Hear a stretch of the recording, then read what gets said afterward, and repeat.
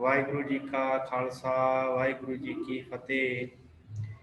गुरु प्यारी गुरु सवारी साध संगत, आप सब संगत जुड़ चुके हो इस ऑनलाइन गुरमत क्लास विच, जिस विच आपां धन श्री गुरु ग्रंथ साहब जी बारे जानकारी साझी कर रहे हैं कि धन श्री गुरु ग्रंथ साहब जी दे विच किहड़े महापुरखों की बाणी दर्ज है, जो आपां विचार कर चुके हैं। उपरंत जो श्री गुरु ग्रंथ साहब जी के अंदर सिरलेखा हेठ बाणियां आईयां हन, विशेष सिरलेख सतगुरां ने बाणियां दे उत्ते दिते ने, उन्हां दे बारे आपां विचार चर्चा पिछले दिनों तो कर रहे हैं। कल आपां 12 माह दिन रैन तिथि सतवार इन्हां दे बारे विचार चर्चा की है। अज जो सिरलेख हेठ बाणियां ने वो जो रह गई सन, उन्हां दी आपां विचार चर्चा करनी है जिन्नियां बाणियां दी हो सकी। सो आप जिन्नी भी संगत प्यार नाल जुड़े हो, सब संगत का बहुत बहुत धन्यवाद। आओ आपां इस क्लास की आरंभता करिए। साध संगत, सब तो पहला आपां जो विचारना है वो साध संगत जिहड़ी बाणी है सिरलेख है वह 52 अखरी। 52 अखरियां श्री गुरु ग्रंथ साहब जी के विच 2 52 अखरियां मिलदियां।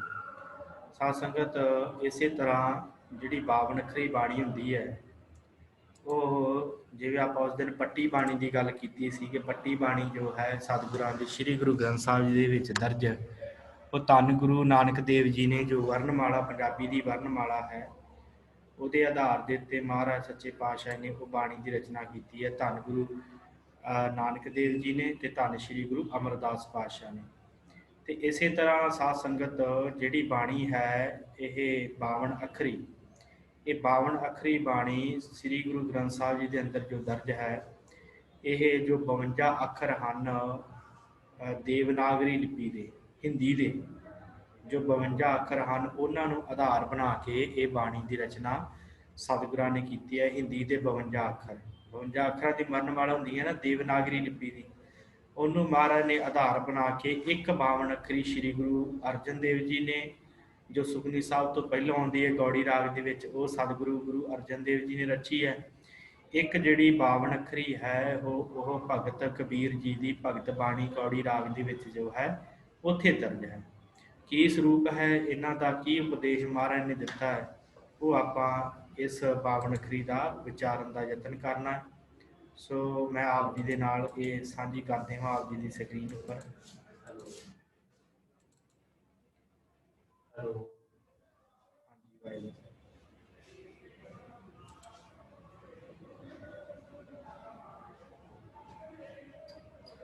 हाँ जी साध संगत, ये आप जी की स्क्रीन पर आ गई है ये 52 अखरी जो सतगुरु धन श्री गुरु अर्जन देव जी महाराज सच्चे पातशाह जी ने रची है।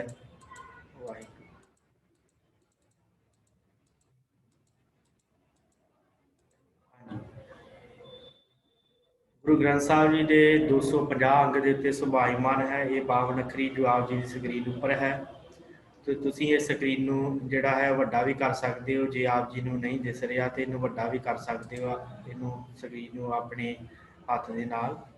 ये 52 अखरी आरंभ होंदी है गौड़ी 52 अखरी महला 5वां श्लोक। गुरुदेव माता गुरुदेव पिता गुरुदेव स्वामी परमेश्वरा, गुरुदेव सखा अज्ञान भंजन, गुरुदेव बंधव सहोदरा। ये सतगुरां ने उपदेश आरंभ करन तो पहला ये दसिया है कि भाई जीवन दे विच जो गुरु की महानता है वो किन्नी है, मनुख के जीवन दे विच किन्नी गुरु की महानता है, वो बारे सतगुरां ने चानना पाया है। इस 52 अखरी के अंदर सतगुरां ने कहा कि गुरु ही माता है तो गुरु ही पिता है, गुरु ही स्वामी है मालिक है तो गुरु ही परमेश्वर रूप हो करके सिख नूं जिहड़ा है वो परमेश्वर रूप हो करके मिलया है। गुरु ही ते गुरु की बड़ी वड्डी महानता महाराज सच्चे पातशाह ने इस पावन 52 अखरी के अंदर जिहड़ी है वो सिख नूं दस्या है। गुरु की महानता बारे सतगुरां ने अगे बख्शिश की है, गुरुदेव सखा अज्ञान भंजन, गुरुदेव बंधप सहोदरा। गुरुदेव जो गुरु है, गुरुदेव ਉਹੀ ਮਨੁੱਖ ਦੇ ਅੰਦਰੋਂ ਅਗਿਆਨ ਨੂੰ ਖਤਮ ਕਰਦਾ ਹੈ। ਗੁਰੂ ਅਗਿਆਨ ਭੰਜਨ, ਗੁਰਦੇਵ ਬੰਧਪ, ਬੰਧਪ ਦਾ ਅਰਥ ਹੁੰਦਾ ਹੈ ਸੰਬੰਧੀ, ਸਖਾ ਦਾ ਅਰਥ ਹੁੰਦਾ ਹੈ ਮਿੱਤਰ, ਸਹੋਦਰਾ ਭਾਵ ਇੱਕੋ ਮਾਂ ਦੇ ਪੇਟ 'ਚ ਜੰਮੇ ਹੋਇਆ ਭਰਾ ਵੀ ਗੁਰੂ ਹੀ ਹੈ। ਗੁਰੂ ਹੀ ਸਾਰਾ ਕੁਛ ਹੈ। ਇਹ ਸਤਿਗੁਰਾਂ ਨੇ ਉਪਦੇਸ਼ ਆਰੰਭ ਦੇ ਉੱਤੇ ਬਖਸ਼ਿਸ਼ ਕੀਤਾ ਹੈ। ਆਪ ਜੀ ਨੇ ਸਾਰਾ ਪੜ੍ਹ ਲੈਣਾ। ਇਸੇ ਤਰ੍ਹਾਂ ਇਹੋ ਹੀ ਜਿਹੜਾ ਸ਼ਲੋਕ ਹੈ ਇਸੇ ਹੀ ਬਾਵਨ ਅੱਖਰੀ ਦੇ ਅਖੀਰ ਦੇ ਉੱਤੇ ਮਹਾਰਾਜ ਨੇ ਦਰਜ ਕੀਤਾ ਹੈ ਗੁਰੂ ਅਰਜਨ ਦੇਵ ਜੀ ਨੇ। ਤੇ ਨਾਲ ਹੀ ਥੱਲੇ ਲਿਖਿਆ ਹੋਇਆ ਹੈ, ਆਪ ਜੀ ਪੜ੍ਹ ਸਕਦੇ ਹੋ, ਇਹੋ ਸ਼ਲੋਕ ਆਦ ਅੰਤ ਪੜ੍ਹਨਾ। ਭਾਵੇਂ ਜਿਹੜੇ ਦੋਵੇਂ ਸ਼ਲੋਕ ਹਨ ਇਹਨਾਂ ਨੂੰ ਆਦ ਸ਼ੁਰੂ ਦੇ ਵਿੱਚ ਵੀ ਤੇ ਅੰਤ ਦੇ ਵਿੱਚ ਵੀ ਪੜ੍ਹਨਾ ਹੈ।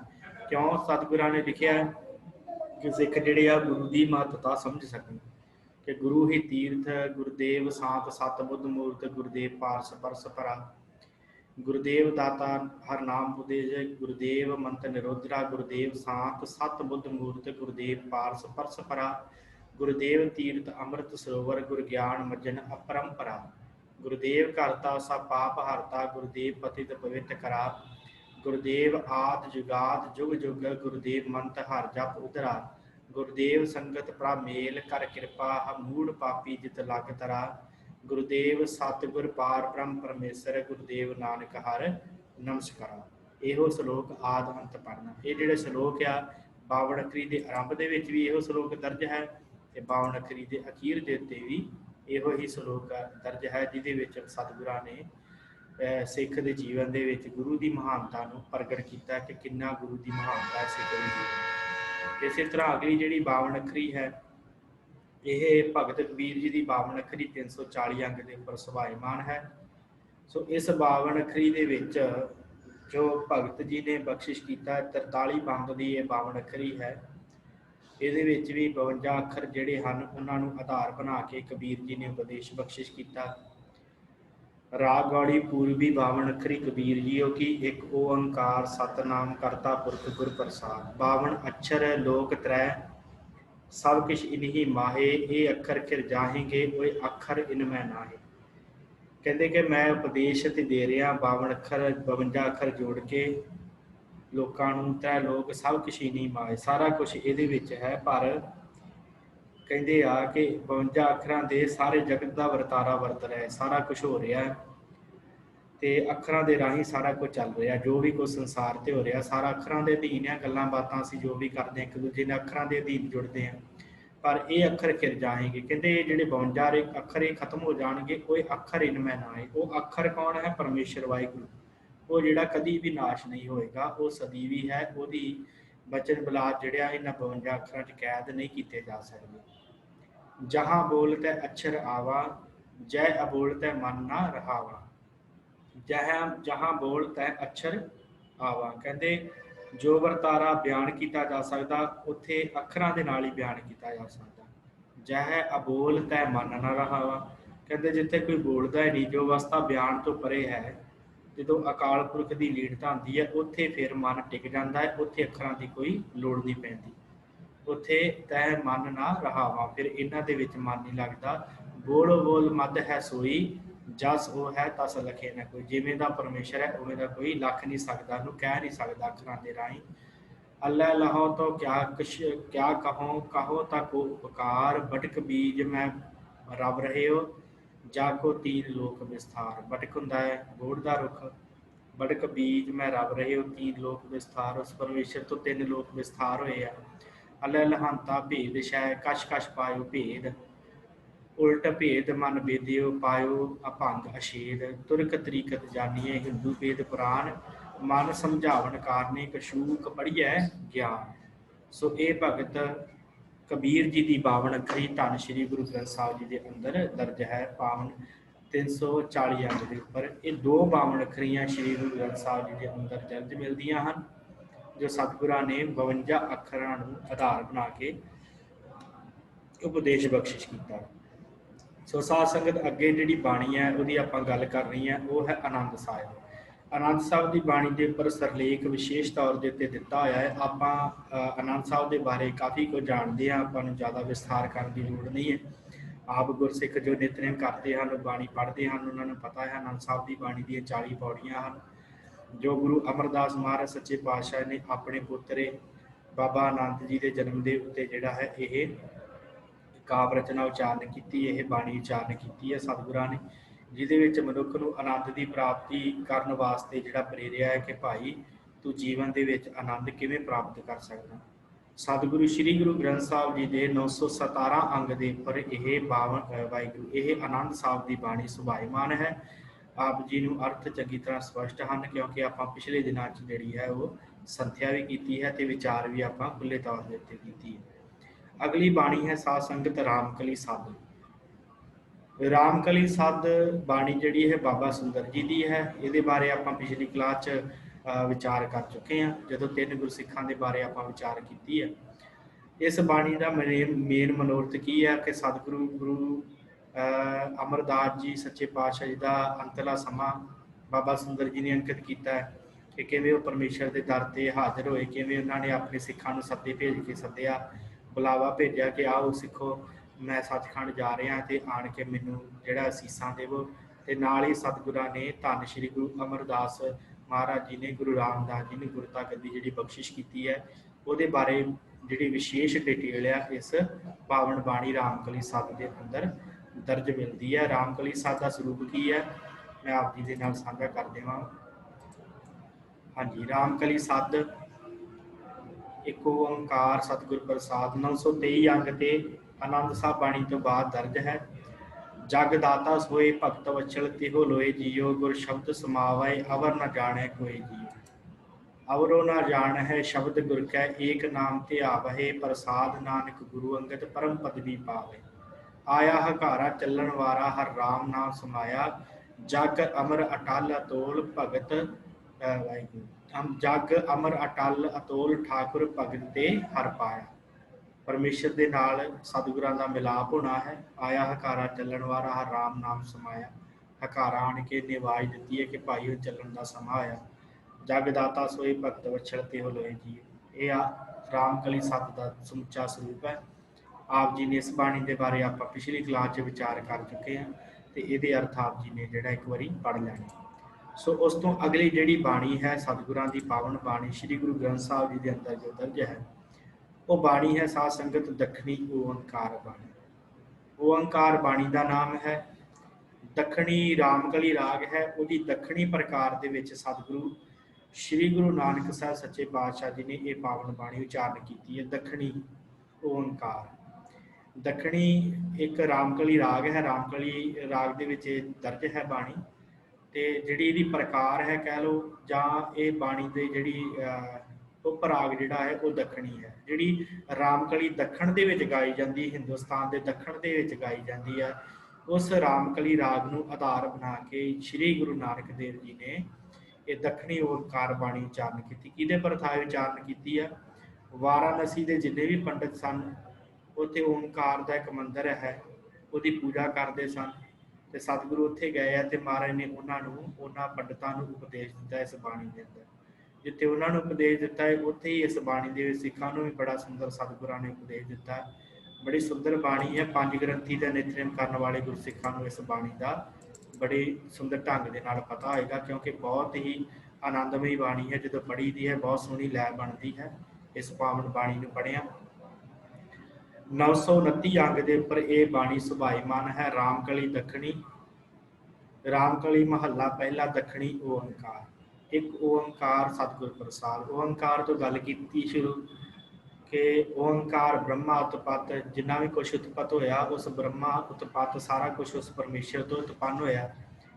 ਕਿਉਂਕਿ ਬ੍ਰਾਹਮਣ ਕਹਿੰਦੇ ਸਨ ਕਿ ਸਤਿਗੁਰੂ ਜੀ ਸਾਰਾ ਕੁਛ ਜਿਹੜਾ ਆ ਬ੍ਰਹਮਾ ਤੋਂ ਉਤਪਤੀ ਹੋਈ ਹੈ ਤੇ ਮਹਾਰਾਜ ਕਹਿੰਦੇ ਬ੍ਰਹਮਾ ਵੀ ਉਸ ਪਰਮੇਸ਼ਰ ਨੇ ਉਤਪੰਨ ਕੀਤਾ, ਉਹਦੇ ਤੋਂ ਹੀ ਬ੍ਰਹਮਾ ਆਇਆ ਤੇ ਉਹਦੇ ਤੋਂ ਹੀ ਸਾਰੀ ਸ੍ਰਿਸ਼ਟੀ ਜਿਹੜੀ ਆ ਉਹ ਬਣੀ ਹੈ। ਓੰਕਾਰ ਬ੍ਰਹਮਾ ਉਤਪਤ, ਉਹ ਸਾਰਾ ਸਰਬ ਵਿਆਪਕ ਪਰਮੇਸ਼ਰ ਜਿਹੜਾ ਹੈ ਉਹਨੇ ਸਾਰੀ ਉਤਪਤੀ ਉਹਨੇ ਕੀਤੀ ਹੈ। ਓੰਕਾਰ ਕੀਆ ਜਿਨ ਚਿੱਤ, ਉਸ ਪਰਮੇਸ਼ਰ ਨੇ ਵਾਹਿਗੁਰੂ ਨੇ ਉਸ ਬ੍ਰਹਮ ਨੇ ਹੀ ਉਸ ਸਰਬ ਵਿਆਪਕ ਪ੍ਰਭੂ ਨੂੰ ਆਪਣੇ ਮਨ ਵਿੱਚ ਵਸਾਇਆ। ਉਹ ਜਿਹੜਾ ਬ੍ਰਹਮਾ ਸੀ ਉਹਨੇ ਹੀ ਆਪਣੇ ਚਿੱਤ 'ਚ ਪ੍ਰਭੂ ਨੂੰ ਵਸਾਉਣਾ ਕੀਤਾ। ਓੰਕਾਰ ਸੈਲ ਯੁਗ ਭਏ, ਓੰਕਾਰ ਦੇ ਨਾਲ ਹੀ ਯੁਗਾਂ ਦੀ ਵੰਡ ਹੋਈ। ਓੰਕਾਰ ਵੇਦ ਨਿਰਮਏ, ਓੰਕਾਰ ਤੋਂ ਹੀ ਵੇਦ ਜਿਹੜੇ ਉਹ ਰਚੇ ਗਏ। ਓੰਕਾਰ ਸ਼ਬਦ ਉਧਰੇ, ਓੰਕਾਰ ਦੇ ਨਾਲ ਹੀ ਜਿਹੜਾ ਹੈ ਸ਼ਬਦ ਦੇ ਰਾਹੀਂ ਜੀਵਾਂ ਦਾ ਉਧਾਰ ਹੋਇਆ। ਓੰਕਾਰ ਗੁਰਮੁਖ ਤਰੇ, ਗੁਰਮੁਖ ਪਿਆਰਿਆਂ ਦਾ ਵੀ ਓੰਕਾਰ ਦੇ ਨਾਲ ਹੀ ਉਧਾਰ ਹੋਇਆ, ਪਰਮੇਸ਼ਰ ਦੇ ਨਾਮ ਦੇ ਨਾਲ ਹੀ। ਉਹ ਓਨਮ ਅੱਖਰ ਸੁਣੋ ਵਿਚਾਰ, ਮਾਰੇ ਕਹਿੰਦੇ ਓਨਮ ਅੱਖਰ ਸੁਣੋ ਵਿਚਾਰ ਕਿ ਭਾਈ ਤੁਸੀਂ ਉਹ ਨਮ ਹੈ, ਉਸ ਓੰਕਾਰ ਵਾਹਿਗੁਰੂ ਦੀ ਅਕਾਲ ਪੁਰਖ ਦੀ ਵਿਚਾਰ ਮੇਰੇ ਕੋਲ ਸੁਣਨੀ ਕਰੋ। ਓਨਮ ਅੱਖਰ ਤ੍ਰਿਭਵਨ ਸਾਰ, ਕਿ ਉਹ ਜਿਹੜੇ ਓਨਮ ਅੱਖਰ ਉਹ ਨਮੋ ਜਪਦੇ ਹੋ ਤੁਸੀਂ, ਉਸ ਪਰਮੇਸ਼ਰ ਦਾ ਹੀ ਸਾਰਾ ਵਿਸਥਾਰ ਹੈ ਅੱਖਰ ਤ੍ਰਿਭਵਨ ਸਾਰ। ਤਿੰਨ ਜਿਹੜੇ ਭਵਨ ਆ ਉਹਨਾਂ ਦਾ ਸਾਰ ਵੀ ਓੰਕਾਰ ਦੇ ਵਿੱਚ ਹੈ। ਸੁਨ ਪਾਂਡੇ ਕਿਆ ਲਿਖੋ ਜੰਜਾਲਾ, ਲਿਖ ਰਾਮ ਨਾਮ ਗੁਰਮੁਖ ਗੋਪਾਲਾ, ਰਹਾਉ ਦਾ ਬੰਦ ਹੈ ਕਿ ਪਾਂਡੇ ਹੋ ਪੰਡਤੋ, ਸੁਣ ਪਾਂਡੇ ਕਿਆ ਲਿਖੋ ਜੰਜਾਲਾ, ਕੀ ਲਿਖਦਾ ਪਿਆ ਜੰਜਾਲ ਆਪਣੇ ਹੱਥਾਂ ਦੇ ਨਾਲ, ਕੀ ਤੂੰ ਵਿਚਾਰ ਲਿਖਦਾ ਪਿਆ, ਇਹ ਨਾ ਲਿਖ, ਲਿਖ ਰਾਮ ਨਾਮ ਗੁਰਮੁਖ ਗੋਪਾਲਾ, ਆਪਣੇ ਹਿਰਦੇ ਦੇ ਵਿੱਚ ਪਰਮੇਸ਼ਰ ਦਾ ਨਾਮ ਵਾਹਿਗੁਰੂ ਦਾ ਨਾਮ ਲਿਖਣਾ ਕਰ, ਗੁਰਮੁਖ ਹੋ, ਲਿਖ ਰਾਮ ਨਾਮ ਗੁਰਮੁਖ ਗੋਪਾਲਾ, ਉਸ ਪਰਮੇਸ਼ਰ ਦਾ ਨਾਮ ਲਿਖ ਤੇ ਆਪਣਾ ਜੀਵਨ ਸਫਲਾ ਕਰ ਗੁਰਮੁਖ ਹੋ ਕੇ। ਇਸ ਤਰ੍ਹਾਂ ਮਹਾਰਾਜ ਨੇ ਇਸ ਪਾਵਨ ਬਾਣੀ ਦੇ ਅੰਦਰ, ਦੱਖਣੀ ਓੰਕਾਰ ਬਾਣੀ ਦੇ ਅੰਦਰ ਪੰਡਤਾਂ ਨੂੰ ਉਪਦੇਸ਼ ਦਿੱਤਾ। ਬੜੀ ਸੁੰਦਰ ਬਾਣੀ ਹੈ, ਪੜ੍ਹਨ ਦੇ ਵਿੱਚ ਬਹੁਤ ਆਨੰਦ ਆਉਂਦਾ ਹੈ। ਰਾਮਕਲੀ ਰਾਗ ਦੇ ਅੰਦਰ ਦਰਜ ਹੈ। ਆਪਨੇ ਜ਼ਰੂਰ ਇਸ ਬਾਣੀ ਦੇ ਉੱਤੇ ਵਿਚਾਰ ਜੋ ਹੈ ਇਹਨੂੰ ਪੜ੍ਹ ਵੀ ਲੈਣਾ ਤੇ ਵਿਚਾਰ ਵੀ ਲੈਣਾ। ਉਸ ਤੋਂ ਬਾਅਦ ਅਗਲੀ ਬਾਣੀ ਜਿਹੜੀ ਹੈ ਸਾਧ ਸੰਗਤ, ਉਹ ਬਾਣੀ ਹੈ ਸਿੱਧ ਗੋਸ਼ਟ। ਸਿੱਧ ਗੋਸ਼ਟ ਬਾਣੀ ਸ਼੍ਰੀ ਗੁਰੂ ਗ੍ਰੰਥ ਸਾਹਿਬ ਜੀ ਦੇ ਵਿੱਚ ਰਾਮਕਲੀ ਰਾਗ ਦੇ ਅੰਦਰ ਹੀ ਦਰਜ ਹੈ।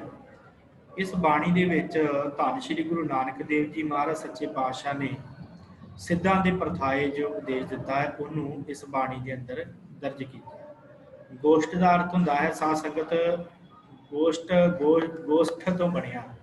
ਗੋਸ਼ਟ ਦਾ ਅਰਥ ਹੁੰਦਾ ਹੈ ਇਕੱਠੇ ਕਰਨਾ, ਤੇ ਗੋਸ਼ਟ ਦਾ ਜਿਹੜਾ ਅਰਥ ਬਣਿਆ ਵਿਚਾਰ ਚਰਚਾ ਕੀਤਾ ਜਾਂਦਾ ਹੈ। ਗੋਸ਼ਟ ਦਾ ਅਰਥ ਕਿ ਗੋਸ਼ਟੀ ਕਰਨੀ, ਵਿਚਾਰ ਕਰਨੀ। ਸਤਿਗੁਰਾਂ ਨੇ ਜਿਸ ਜਿਸ ਜਗ੍ਹਾ ਦੇ ਉੱਤੇ ਸਿੱਧਾਂ ਦੇ ਨਾਲ ਵਿਚਾਰ ਕੀਤੀ ਸੀ, ਜਿਸ ਜਿਸ ਜਗ੍ਹਾ ਦੇ ਉੱਤੇ ਕਿਵੇਂ ਉਹਨਾਂ ਨੂੰ ਉਪਦੇਸ਼ ਦਿੱਤਾ, ਇਹਦੇ ਵਿੱਚ ਕੀ ਹੁੰਦਾ ਕਿ ਦੋ ਧਿਰਾਂ ਆਪਸ ਦੇ ਵਿੱਚ ਬੈਠ ਕੇ ਵਿਚਾਰ ਕਰਦੀਆਂ, ਤੇ ਜਿਹੜੀ ਵਿਚਾਰ ਸਟੀਕ ਲੱਗਦੀ ਆ ਤੇ ਉਹਦੇ ਨਾਲ ਉਹ ਸਹਿਮਤ ਹੁੰਦੇ ਆ ਆਪਸ ਦੇ ਵਿੱਚ ਬੈਠ ਕੇ। ਇਹਦੇ ਵਿੱਚ ਕੋਈ ਵਾਦ ਵਿਵਾਦ ਨਹੀਂ ਹੁੰਦਾ, ਤਰਕ ਦੇ ਨਾਲ, ਦਲੀਲ ਦੇ ਨਾਲ ਗੱਲ ਕੀਤੀ ਜਾਂਦੀ ਆ। ਜਿਸ ਦੀ ਗੱਲ ਵਧੇਰੇ ਸਟੀਕ ਹੋਵੇ, ਜਿਹਦੀ ਗੱਲ ਵਧੇਰੇ ਪ੍ਰਮਾਣਿਤ ਹੋਵੇ, ਉਸ ਗੱਲ ਦੀ ਵਿਚਾਰ ਨੂੰ ਮੰਨ ਲਿਆ ਜਾਂਦਾ। ਇਹਨੂੰ ਕਿਹਾ ਜਾਂਦਾ ਹੈ ਗੋਸ਼ਟੀ। ਸੋ ਇਹ ਗੋਸ਼ਟ, ਹੋਰ ਵੀ ਗੋਸ਼ਟਾਂ ਗੁਰੂ ਨਾਨਕ ਸਾਹਿਬ ਦੀਆਂ ਮਿਲਦੀਆਂ, ਜਿਵੇਂ ਮੱਕੇ ਦੇ ਕਾਜੀ ਰੁਕਨਦੀਨ ਨਾਲ ਗੋਸ਼ਟ ਹੋਈ ਹੈ, ਉਹ ਵੀ ਮਿਲਦੀ ਹੈ। ਹੋਰ ਕਈ ਗੋਸ਼ਟਾਂ ਮਿਲਦੀਆਂ, ਵਾਰਤਕ ਵੀ ਮਿਲਦੀਆਂ, ਇਹਨਾਂ ਸਿੱਧਾਂ ਦੀਆਂ ਆਪਣੀਆਂ ਲਿਖੀਆਂ ਵੀ ਮਿਲਦੀਆਂ। ਪਰ ਜੋ ਗੁਰੂ ਗ੍ਰੰਥ ਸਾਹਿਬ ਦੇ ਅੰਦਰ ਦਰਜ ਹੈ ਗੋਸ਼ਟ, ਉਹ ਸਿਰਫ ਗੁਰੂ ਨਾਨਕ ਸਾਹਿਬ ਨੇ ਇਸ ਰਾਮਕਲੀ ਰਾਗ ਦੇ ਵਿੱਚ ਦਰਜ ਕੀਤੀ ਹੈ, ਜਿਹਦਾ ਸਿਰਲੇਖ ਸਤਿਗੁਰਾਂ ਨੇ ਸਿੱਧ ਗੋਸ਼ਟ ਲਿਖਿਆ ਕਿ ਸਿੱਧਾਂ ਦੇ ਨਾਲ ਮੇਰੀ ਜਿਹੜੀ ਗੋਸ਼ਟੀ ਹੋਈ ਆ ਉਹ ਮੈਂ ਇੱਥੇ ਲਿਖਣ ਲੱਗਾ। ਉਹਦਾ ਕੀ ਸਤਿਗੁਰਾਂ ਨੇ ਸਰੂਪ ਰੱਖਿਆ, ਕੀ ਸਵਾਲ ਹਨ, ਉਹ ਮੈਂ ਆਪ ਜੀ ਦੇ ਨਾਲ ਇੱਕ ਵਾਰੀ ਸਾਂਝੇ ਕਰ ਦੇਵਾਂ। ਹਾਂਜੀ, ਰਾਮਕਲੀ ਮਹੱਲਾ ਪਹਿਲਾ ਸਿੱਧ ਗੋਸ਼ਟ 938 ਅੰਗ ਦੇ ਉੱਪਰ ਸ਼੍ਰੀ ਗੁਰੂ ਗ੍ਰੰਥ ਸਾਹਿਬ ਜੀ ਦੇ ਅੰਦਰ ਇਹ ਪਾਵਨ ਬਾਣੀ ਜਿਹੜੀ ਹੈ ਉਹ ਦਰਜ ਹੈ। ਇੱਕ ਓੰਕਾਰ ਸਤਿਗੁਰ ਪ੍ਰਸਾਦ, ਸਿੱਧ ਸਭਾ ਘਰ ਆਸਣ ਬੈਠੇ ਸੰਤ ਸਭਾ ਜੈਕਾਰੋ, ਤਿਸ ਆਗੇ ਰਹਿ ਰਾਸ ਹਮਾਰੀ ਸਾਚਾ ਅਪਰਪਾਰੋ। ਸਿੱਧ ਸਭਾ ਘਰ ਆਸਣ ਬੈਠੇ ਸੰਤ ਸਭਾ ਜੈਕਾਰੋ, ਕਹਿੰਦੇ ਆ ਕਿ ਸਾਡੀ ਨਮਸਕਾਰ ਹੈ ਉਹਨਾਂ ਸੰਤਾਂ ਨੂੰ, ਸਭਾ ਨੂੰ, ਜਿਹੜੇ ਰੱਬੀ ਮਜਲਿਸ ਸਤ ਸੰਗਤ ਦੇ ਵਿੱਚ ਭਾਵ ਅਡੋਲ ਬੈਠੇ ਹਨ। ਉਹਨਾਂ ਦੇ ਅੱਗੇ ਸਾਡੀ ਨਮਸਕਾਰ। ਸੰਤ ਸਭਾ ਜੈਕਾਰੋ, ਤਿਸ ਆਗੇ ਰਹਿ ਰਾਸ ਹਮਾਰੀ ਸਾਚਾ ਅਪਰਪਾਰੋ। ਸਾਡੀ ਅਰਦਾਸ ਉਹ ਸੰਤ ਸਭਾ ਦੇ ਅੱਗੇ ਹੈ ਜਿਸ ਵਿੱਚ ਸਦਾ ਕਾਇਮ ਰਹਿਣ ਵਾਲਾ ਪ੍ਰਭੂ ਪਰਮੇਸ਼ਰ ਅਕਾਲ ਪੁਰਖ ਆਪ ਵਸ ਰਿਹਾ ਹੈ, ਸਾਚਾ ਅਪਰਪਾਰੋ। ਮਸਤਕ ਕਾੜ ਧਰੀ ਤਿਸ ਆਗੇ, ਤਨ ਮਨ ਆਗੇ ਦਿਓ। ਮਸਤਕ ਆਪਣਾ ਸੀਸ ਕੱਟ ਕੇ ਉਹਨਾਂ ਦੇ ਅੱਗੇ ਧਰ ਦੇਵਾਂ, ਤਨ ਤੇ ਮਨ ਵੀ ਉਹਦੇ ਅੱਗੇ ਭੇਟਾ ਰੱਖ ਦੇਵਾਂ। ਨਾਨਕ ਸੰਤ ਮਿਲੇ ਸੱਚ ਪਾਈਏ, ਸਹਿਜ ਭਾਏ ਜਸ ਲਿਓ। ਨਾਨਕ ਸੰਤ ਮਿਲੇ, ਸੰਤ ਪਿਆਰਾ ਗੁਰਮੁਖ ਪਿਆਰਾ ਕੋਈ ਮਿਲੇ, ਨਾਨਕ ਸੰਤ ਮਿਲੇ ਸੱਚ ਪਾਈਏ, ਤਾਂ ਕਿ ਸੱਚ ਦੀ ਪ੍ਰਾਪਤੀ ਹੋ ਸਕੇ। ਨਾਨਕ ਸੰਤ ਮਿਲੇ ਸੱਚ ਪਾਈਏ, ਸਹਿਜ ਭਾਏ ਜਸ ਲਿਓ। ਸਹਿਜ ਭਾਏ ਜਸ ਲਿਓ, ਕਹਿੰਦੇ ਕਿ ਰੱਬ ਮਿਲ ਪੈਂਦਾ ਸਹਿਜ ਸੁਭਾਈ ਹੀ। ਨਾਨਕ ਸੰਤ ਮਿਲੇ, ਕੋਈ ਐਸਾ ਸੰਤ ਜੇਕਰ ਮਿਲ ਜਾਵੇ। ਕਿਆ ਭਵੀਐ ਸੱਚ ਸੂਚਾ ਹੋਏ, ਸਾਚ ਸ਼ਬਦ ਬਿਨ ਮੁਕਤ ਨਾ ਕੋਏ। ਰਹਾਉ ਦਾ ਬੰਦ ਹੈ, ਸਵਾਲ ਹੈ ਸਤਿਗੁਰਾਂ ਨੇ ਪੈਦਾ ਕੀਤਾ। ਕਿਆ ਭਵੀਐ, ਕਿ ਦੇਸ਼ਾਂ ਵਿਦੇਸ਼ਾਂ ਦੇ ਵਿੱਚ, ਤੀਰਥਾਂ ਤੇ ਵੱਖ ਵੱਖ ਜਗ੍ਹਾ ਦੇ ਉੱਤੇ ਭਵਨ ਦਾ ਕੀ ਫਾਇਦਾ। ਕਿਆ ਭਵੀਐ, सच सुचा होए। सदा कायम रहने वाले प्रभु दे विच जुड़िया ही मारे कहते पवित्र होया जा सकता है। क्या भविए सच सुचा होए, और किसी तरीके दे नाल मनुख सुचा नहीं हो सकता। जे सुचा होना है तो एक मुक्ति दाते परमेश्वर दे विच ही ध्यान ला के शब्द दे विच जुड़ के मनुख सुचा हो सकता है। ये रहाव दा बंद है। अगे साध संगत आप जी की स्क्रीन उपर है जो सवाल सिद्धा ने सतगुरां नाल कीते, वो सवाल हैं। कहते आ क्या तुम्हें क्या नाओ तुम्हारा, कौन मार्ग कौन सुआओ। जोगी पुछदा है चरपट, जोगी पुछदा कहता तुसी कौन है, तुहाडा नाम की है, तुहाडा की मत है, ते मनोरथ की है, कौन सुआओ की मनोरथ है।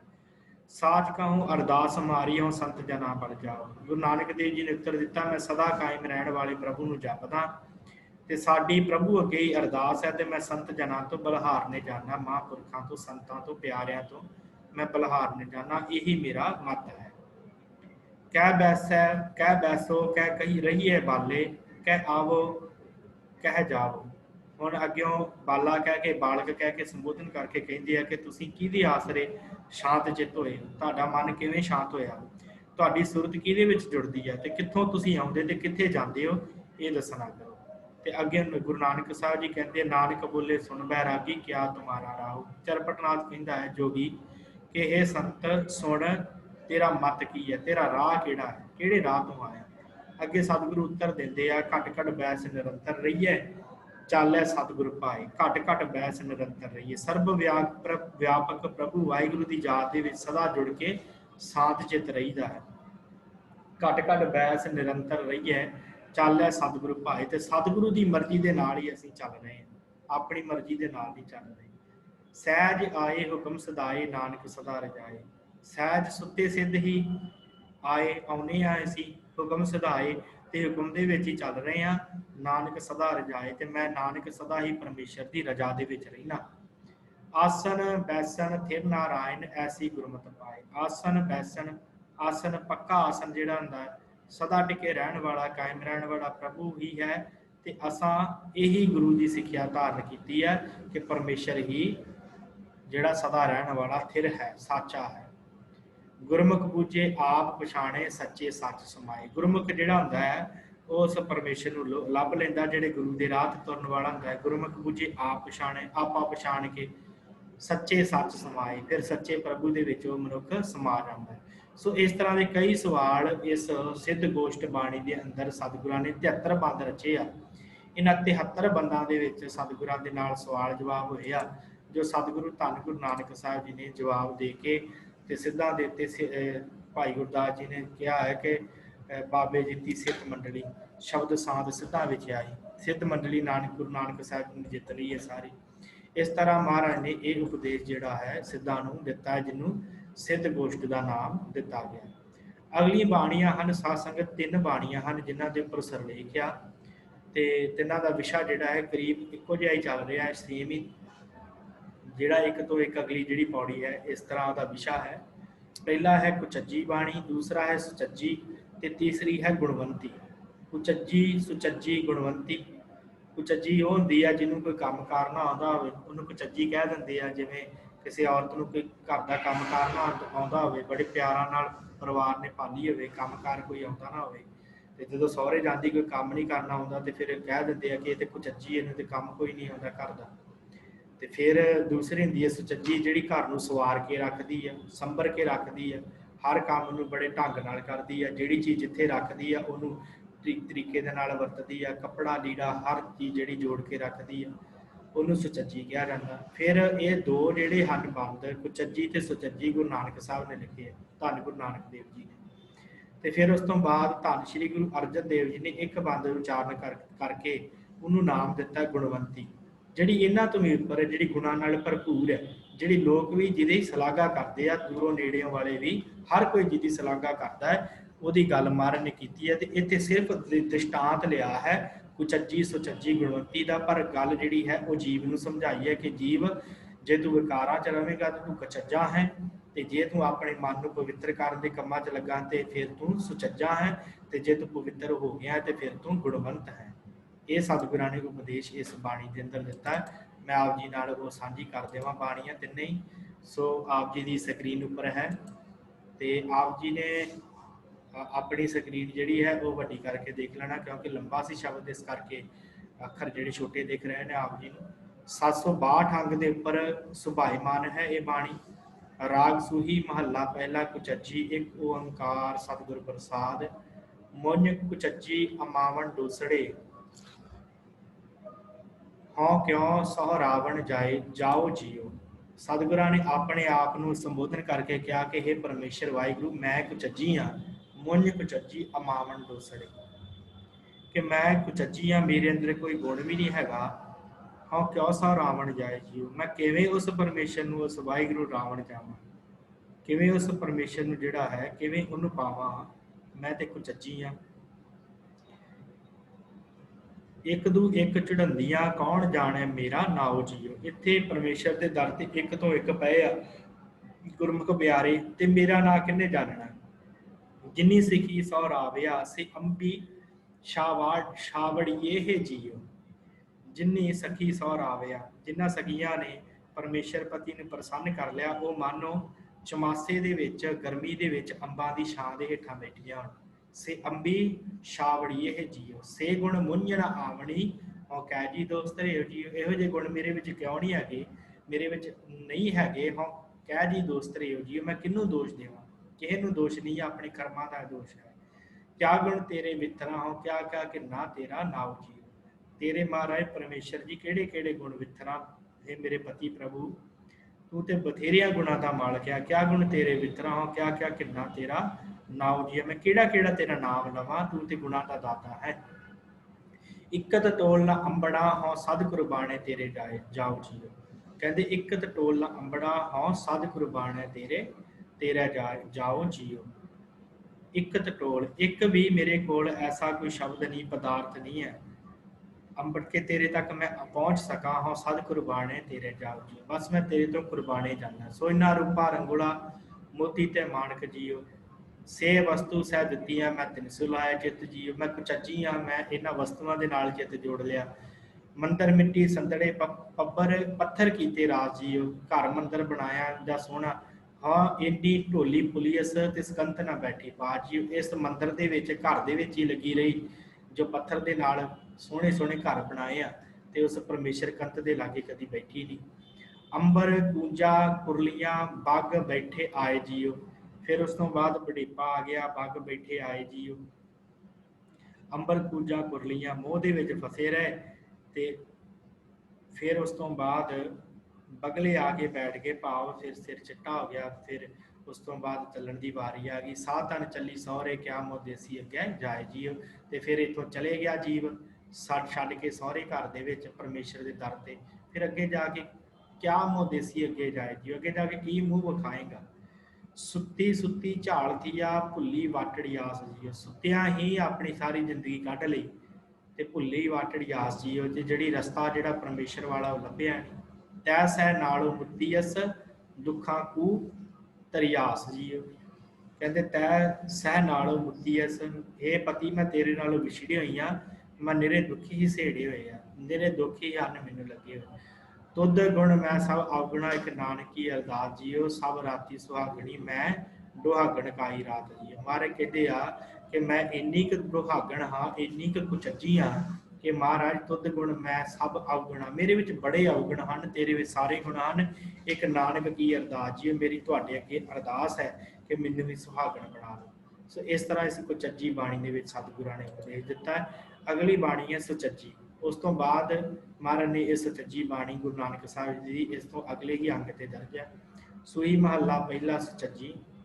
ਜਾ ਤੂੰ ਤਾਂ ਮੈਂ ਸਭ ਕੋ ਤੂੰ ਸਾਹਿਬ ਮੇਰੀ ਰਾਹ ਜੀਓ। ਜਾ ਤੂੰ ਤਾਂ ਮੈਂ ਸਭ ਕੋ ਤੂੰ ਸਾਹਿਬ ਮੇਰੀ ਰਾਹ ਜੀਓ।